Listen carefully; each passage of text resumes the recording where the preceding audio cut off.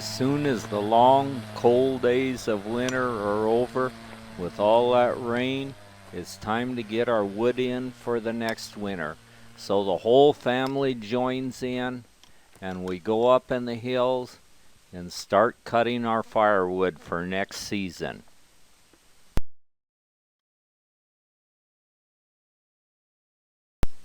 The slugs are big enough to pack you away. We load a few things we need, jump in the pickup, and head for southeast Oregon to find us a little bit of that precious sunshine and to look at some petroglyphs and use some hot springs and do a few of the things we've been wanting to for so long. By the time we're over the Cascades, we need no one to remind us that we're in cow country, southeast Oregon. As we push through a bunch of cattle being herded from one pasture to the next, we're in cow country all the way from now. We're truly in the wonderful Oregon Desert in southeast Oregon. When we reach the Warner Wetlands, it is quite obvious that our journey by automobile will be over here. From there on, we'll have to jump on the four-wheeler and try to get by on it. We can see where gushing rainstorms have swollen the lakes and streams here and washed dirt out over the highway in numerous places. As we pull up in the area where we will be camping tonight, just off the road, we see Chuck and Stephanie are here, and they've brought their trailer so they could bring their four-wheeler as well. We'll pull up alongside them, spend the night, and then the next morning at first light, we'll be up and ready to go. Z, their little dog, is there. He's got his jacket on and ready to go. We'll mount the four-wheelers and head along the Warner Valley along Heart Lake. We'll go for about 7 miles down here till we'll come to the first site that we... It's a rather chilly morning, so we're bundled up as best we can, and we're heading down along the lakes.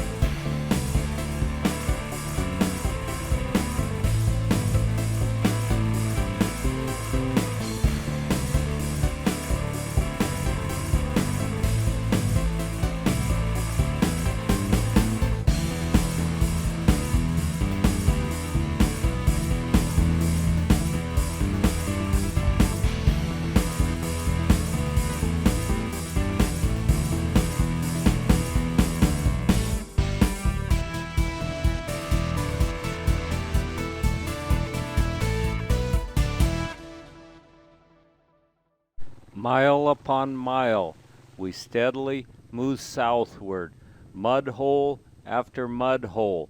Then we encounter a herd of beef cattle grazing along the lush grass along Heart Lake. They take off when they hear the motorcycle running. They must have been herded by these iron horses as well as the regular type horses. They get right up on the road and run in front of us. I'm hoping they'd stop pretty soon. I didn't want them to run all the way to the ranch, but they'll only go a short distance. It's miles and miles and miles to the ranch.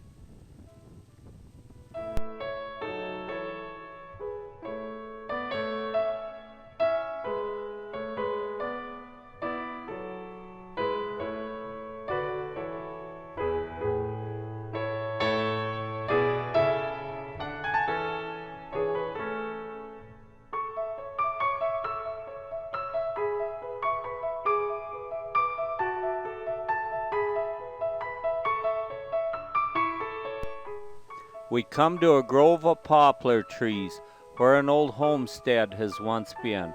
What a beauty of a sight. The work must have been hard on this old homestead, and the pay was very little, but it's all worth it. Look what a sight. We found these mushrooms growing along under some of the poplar trees. We think they're edible, but I forgot my book, so we're not going to take a chance on them here. We'll just leave them be. We get on our four-wheelers and continue on our journey southward. And suddenly, right in front of our eyes, is the sight we have came here to see. This is the old Petroglyph site on the big rocks that have rolled down off the mountain. It's a very happy sight. They're the almond-shaped humanoids. Look as though they're in a dance or a migration or something. All sorts of stick figures and suns and all other kinds of symbols that we know nothing about. There was a little bit of vandalism here, but that vandalism's been there for 30 years. As near as I can tell, there's been none since. We call these the flower people, and more mountain sheep. The mountain sheep must have been one of their main things they hunted for in this site. This dates the site right here, the Pectoroglyph of the horse, and it's very recognizable. We look over a vast area here, all of the big rocks that have rolled down. Then we get on our four-wheelers and we head south again. We're going down and see if we can get to some more Petroglyphs, and also there's a hot springs down here that I'd seen many, many years ago. So we're going to go check it out and see how it looks. On the way, we come to an old homestead house. The life must have been simple here, but there was no mortgage payments, and you didn't have to work your entire life to buy labor-saving devices. Everything you needed was here. I don't think they would, yeah. There were no babysitters raising your children. There was plenty of work for all the kids to do, with chores, feeding calves and lambs and baby pigs, so there was no problem with your children when they're raised in this environment. We looked the old homestead house over and see what a nice place it was to live. Then we move on southward. All the rains have swollen all the little streams here where we're having some problem getting across. Where they weren't swollen real bad, the road was flooded. But we were heading south to see more Petroglyphs and the hot springs down here. So all the silt and debris and swollen streams weren't going to stop us. We're heading for a hot springs. We pass more old homesteads as we move southward here. Each place there's a grove of trees where the homesteads were. I guess they needed something green in the bleak landscape of the desert. And here's the remains of some of their cattle shed. They weren't the only ones that once lived here. We find the Petroglyphs again. These Petroglyphs are slightly different than the ones we had seen above. Here, huh? And then here it is, the old hot springs. There's still an old clawfoot tub here. and the hot water's coming right out of the mountain here, but it's a way too hot, so we won't even get in it after journeying all this way. We did fill the tub partly up with water, and we were messing around looking at other things, came back to use it, and it had all leaked out. So it would take hours to get the water suitable to bathe in. So we're going to turn around here now and head on back toward our vehicles. It's getting later in the day, and we've messed around quite a while. We're going to go up on top and look around up below Heart Mountain. But since everything is so wet and flooded here, we figured that we'd better go down on Highway 140 and come up that way. So we'll go down and pack up our gear and maybe use the hot springs up at Heart Mountain.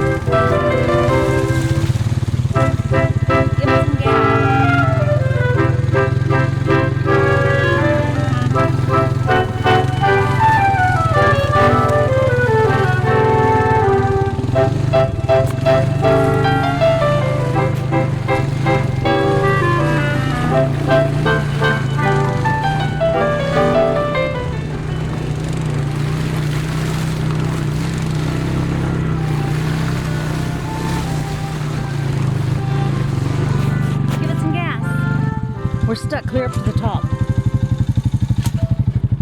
Oh, well, let me put it in four-wheel drive.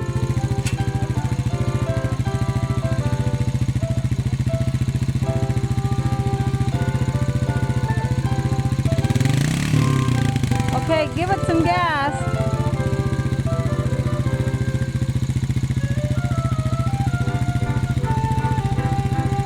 Go, Tom.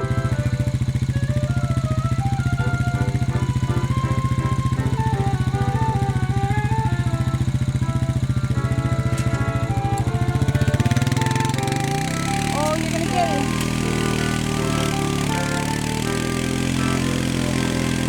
You're getting the front end. Hey, you're getting the front end buried. Oh, you really buried it.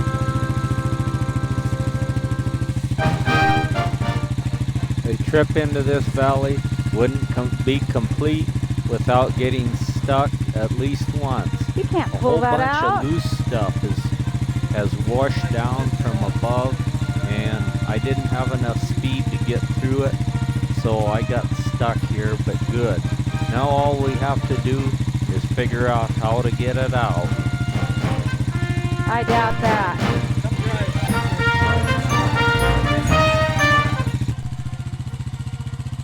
And it looks like Chuck came to the rescue. Now if his little machine will have power enough to pull mine out, we'll be able to get out of here and go on. Otherwise, I guess we'll just have to homestead here.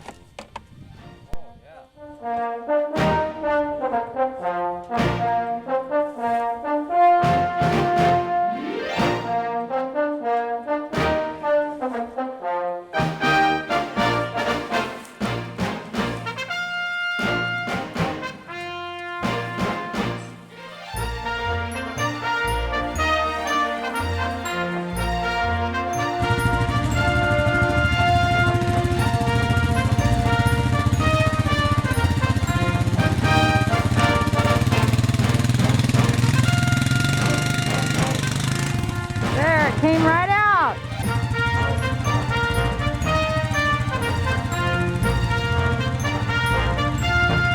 Well, that wasn't too bad.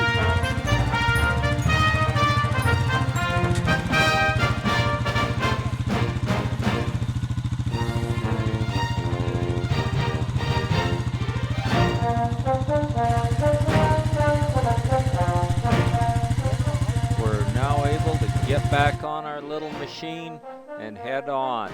And we find new petroglyphs on some more big rocks as we move back. For several miles, all these big rocks that have rolled down from the cliffs centuries ago all have this petroglyphs on it. Some very interesting things on these rocks. And I'm not sure what they mean, but apparently the artist was quite serious about it when he drew them on here. Stephanie's taking pictures of them here.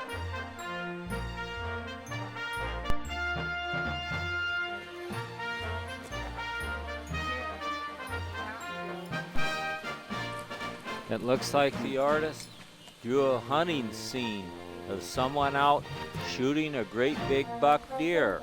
And here's Nice healthy looking baby there. Baby scratched on this rock. And more humanoids here. Family was extremely important to these for survival.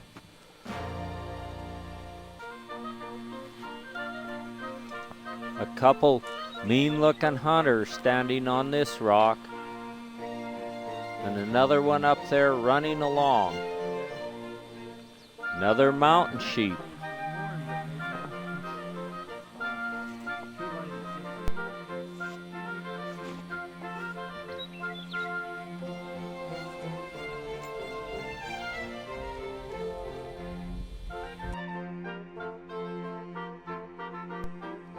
By now, we're nearly back, and I see Z has taken his coat off, and Chuck's unzipped his.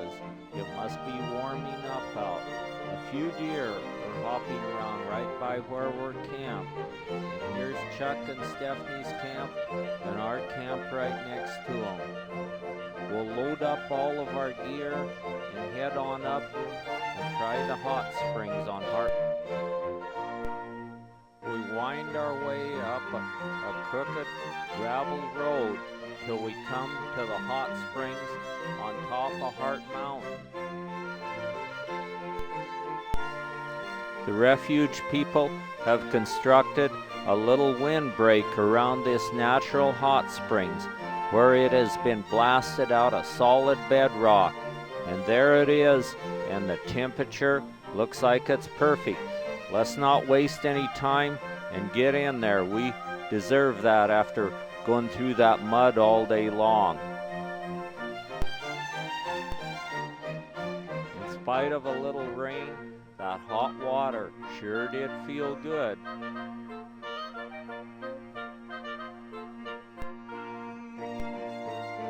There's another hot springs a few hundred yards from where we were, only the temperature in it is a little on the hot side. We're heading back out now. We're going to go past Hart Mountain Refuge Headquarters and then down off Hart Mountain. We can look down below us and see more lakes than you can count in the Warner Valley below.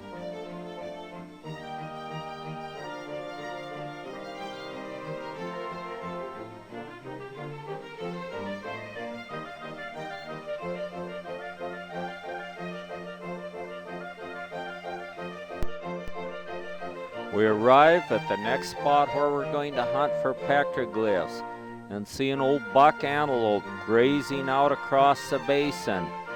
We'll unload the four-wheelers and we're off and going again out across Greaser Basin to see more petroglyphs. We go for about 3 miles only across the basin,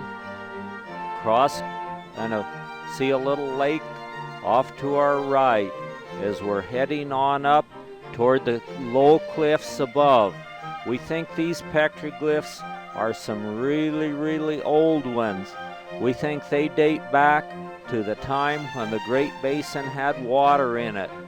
We see a few ducks and a few geese, maybe not a lot different than what the Indians saw, only this whole thing was probably full of water when they were here. And we see not one sign of mammals. Little bunches of antelope were trotting all around us. We didn't know why they just hung in there and stayed there until we went up above and saw a little baby antelope scamper off into the sagebrush in front of us. We've reached the first petroglyphs. Some of these petroglyphs are extremely faint on the rock. They have stood the test of time rather well, though, considering they're so old, and there are absolutely no mammals on the petroglyphs. And as far as we know, there's only one reason for this. There just were no animals here at the time they were there, with water in the Great Basin. So it's just a series of designs and circles and dots. I think they meant something about family. And also we did see petroglyphs of snakes and lizards.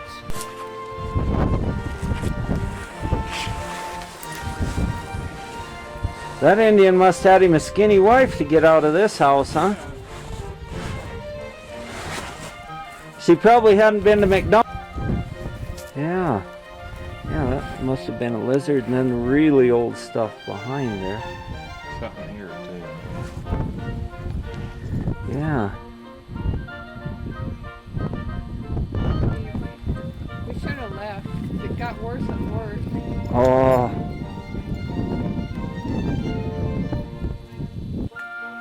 It's kind of pretty with that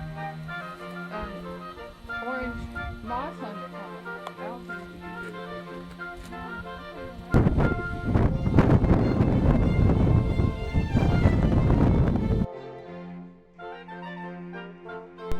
After these people were here, then the Great Basin drained and they moved on, and the camel and mammoth hunters moved in next. These people were strictly fishermen and duck hunters. They never had antelope and things like we see now to hunt. So they dug roots and ate plants, and lots of ducks and fish and lizards too, apparently. I'll bet this little cottontail rabbit's glad he wasn't around here 5,500 years ago, or he might have been on the menu for dinner that evening.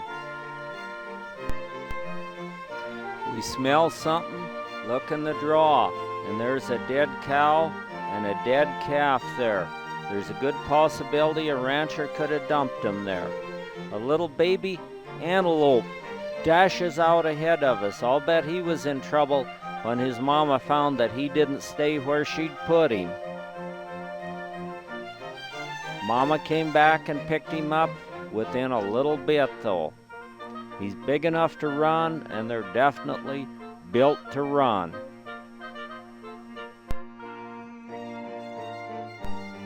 Another little herd of antelope dash off across the high desert ahead of us here. We've seen antelope, they've migrated in here. This is the high desert. We're around 6,000 and 7,000 feet high here.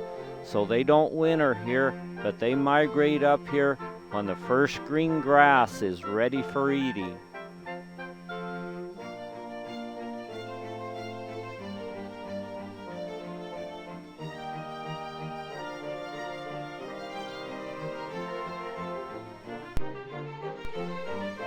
We jiggle over boulders till we come to a little basin here where there's a little lake, and we're going to see some petroglyphs here. When we pulled up here, we could hear the marmot squeaking away up in these rocks. The petroglyphs were abundant here and not hard to find, and they're not much different from what we just seen down below. But there's lots of them here, and they're in quite good shape, being in this sheltered place on the low cliffs down here next to this little pond. Again, we find no petroglyphs of animals here. It's strictly design and some humanoids here.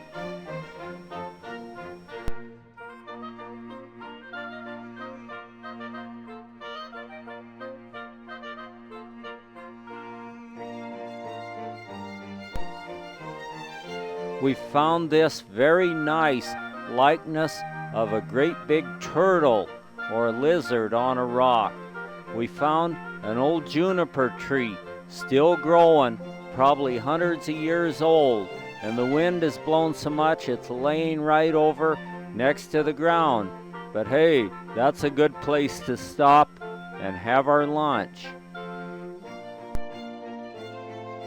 And Z's had a big day too, and he's really hungry, so he'll lay there till he's invited to eat. After we eat our lunch, we're back on the machines and heading back out again. This time we'll head back down, load up our four-wheelers in the trailers, and head someplace else. It just occurred to us, with all this rain, the wildflowers are just excellent this year. Some phlox. The sign pointing to Mud Lake still stands. It's been about 15 years since I've seen the sign. It was pretty well wore then, but it still withstood the period of time. We're heading back toward our vehicles now, back down toward Greaser Bay.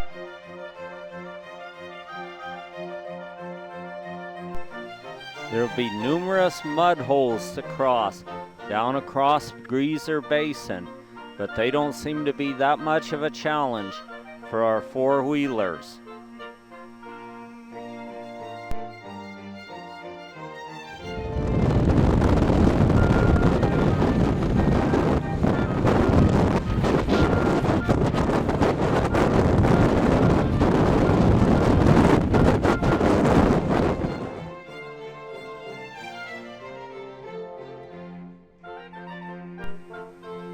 Chuck's hearing a little squeaking in the brake on the front of his four-wheeler. It could be a little bit of mud's got in that brake. I don't know where the mud would come from out here though.